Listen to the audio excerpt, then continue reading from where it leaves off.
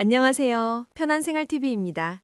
오늘 영상 끝까지 보시면 두 가지를 확실히 챙겨가실 수 있습니다.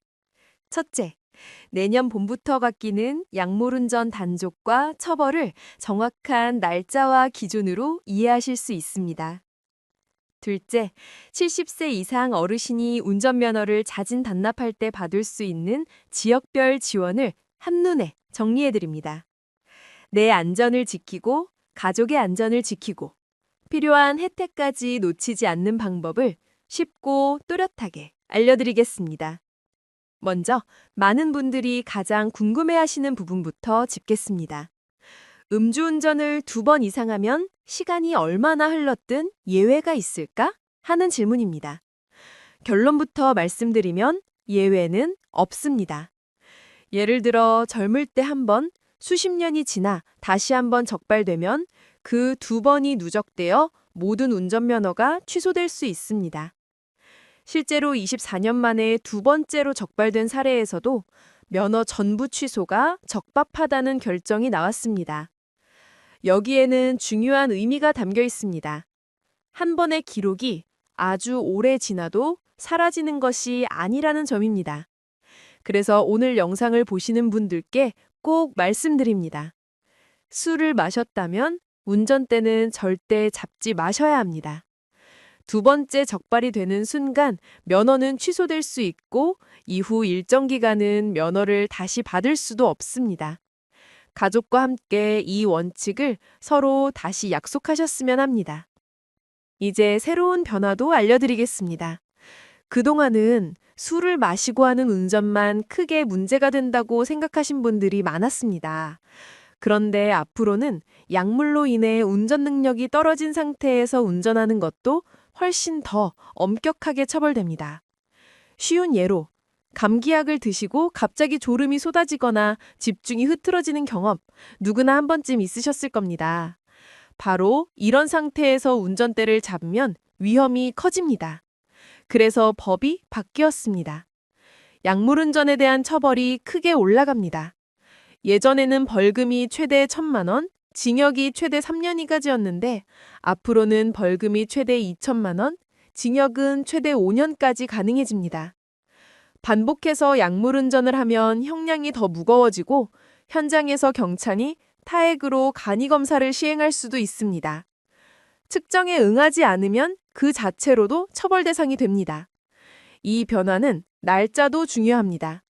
본격적인 처벌 상향은 2026년 4월 2일부터 시작됩니다. 그래서 내년 봄이라고만 기억하지 마시고 날짜까지 기억해 두시는 것이 좋습니다.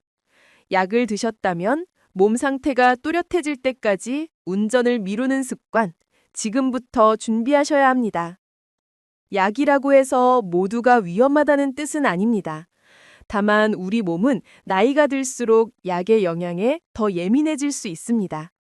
특히 졸음을 유발하거나 반응 속도를 떨어뜨리는 감기약, 알레르기약, 수면제, 진정제, 항우울제는 복용 후 일정 시간은 운전을 피하는 편이 안전합니다. 약국에서 받은 설명서를 다시 읽어보시고 복용한 시간과 운전 계획을 가족과 함께 점검하시면 좋습니다. 손주를 데리러 가야 하는데 약을 방금 드셨다면 택시를 부르거나 대중교통을 이용하는 선택이 가족 모두를 지키는 길입니다. 이어서 혜택 소식도 전해드리겠습니다. 나이가 들면서 운전이 조금씩 부담스럽다고 느끼실 수 있습니다. 그럴 때 면허를 스스로 반납하시고 대중교통으로 전환할 수 있도록 지역에서 지원을 하고 있습니다. 서울시는 70세 이상이 면허를 자진 반납하면 20만 원이 충전된 교통카드를 한 번 지원합니다. 예전에는 10만 원이었는데 금액이 2배가 됐습니다. 신청은 동주민센터에서 간단히 하실 수 있고 예산 범위 안에서 선착순인 점만 기억해 두시면 됩니다. 충남 보령시는 조금 색다릅니다. 70세부터 74세까지는 만 74세가 될 때까지 매년 한 번 현금 30만 원을 지급합니다. 75세 이상은 반납한 해에 지역사랑 상품권 20만 원을 드립니다. 연령에 따라서 지원 방식과 금액이 달라지니 본인 나이에 맞는 기준을 확인하시면 됩니다. 경남 산청군도 기존 10만 원에서 20만 원 상당의 지역사랑 상품권으로 인센티브를 높였습니다. 면허를 반납하기로 마음을 정하셨다면 거주지 읍면사무소에 운전면허증을 가지고 방문하시면 신청을 도와드립니다. 이런 제도는 고령운전으로 인한 사고를 줄이자는 취지이기도 하고 반납을 고민하시는 어르신께 경제적인 응원도 드리려는 마음이 담겨 있습니다. 여기서 생활 속 사례로 한번 묶어보겠습니다. 어머니께서 감기 몸살로 진료를 받고 졸음을 유발할 수 있는 감기약을 처방받으셨습니다. 오늘 저녁에 차를 몰고 시장을 다녀오셔야 한다고 하셨지만 약을 드신 시간이 오후 3시라면 운전은 내일로 미루시는 것이 안전합니다. 저녁 반찬거리는 가까운 슈퍼에서 걸어서 해결하시고 무거운 물건은 가족이 퇴근길에 사오면 됩니다. 만약 꼭 이동이 필요하다면 택시를 부르는 선택이 현명합니다. 작은 불편을 선택한 덕분에 큰 사고를 미리 막을 수 있습니다. 또 다른 예입니다.